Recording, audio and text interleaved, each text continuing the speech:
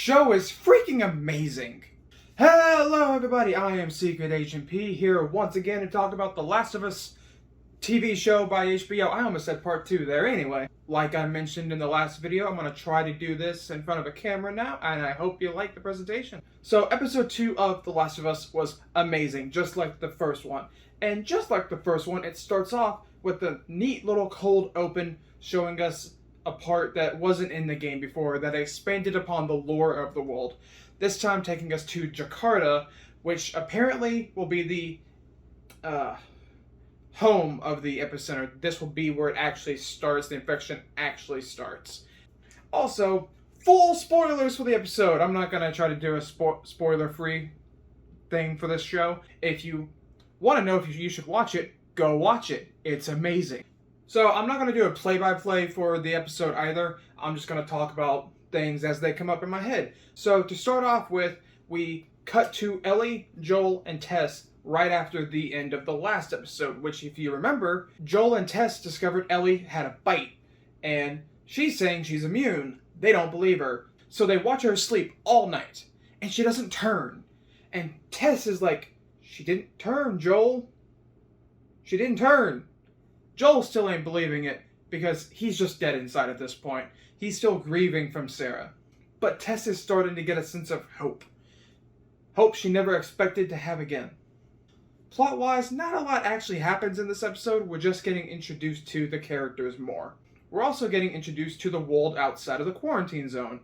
This is where we discover more of the infected, and we learn about the tendril system of the show. So, unlike the game, which has spores that fill the air and will infect people, this game has tendrils, which are these like tentacle-y things that spread throughout the world, and it can send signals to other infected. So if you step on like a vine over here, hordes of infected from like a mile away will know, and they're coming for you. Spores gone, whatever. Tendrils? They're freaking me out. Especially later in that kiss scene. If you don't know what I'm talking about,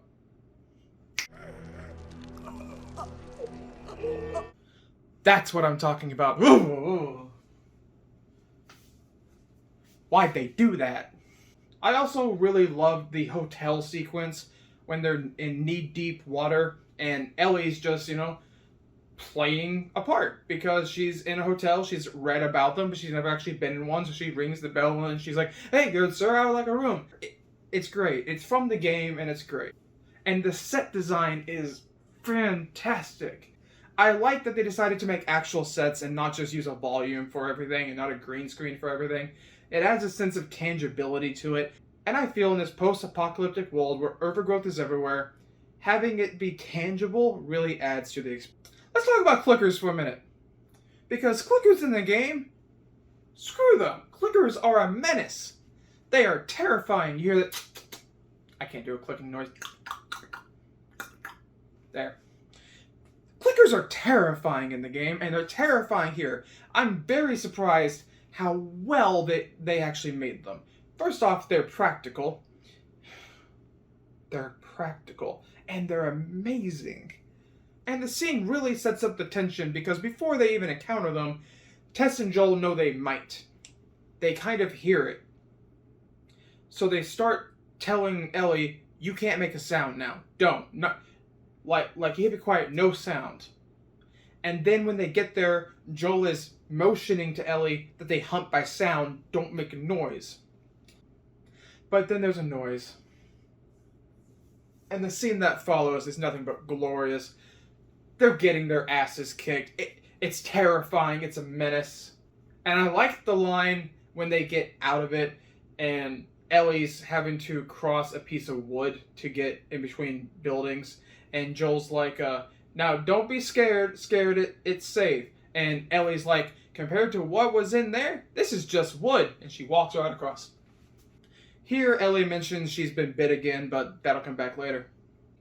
So the big notable change in this episode is the ending, when they actually get to the Capitol building where they're supposed to meet the Fireflies. Because in the game, Fedra is here. They shoot the Fireflies and then they come to get you. Well, the showrunners didn't really feel like having the Fedra all the way out here didn't make any sense. So they had Infected, which also works because infecteds out here already. So unfortunately, it turns out Tess is bitten. But she has hope. She has hope that a cure can be made from Ellie.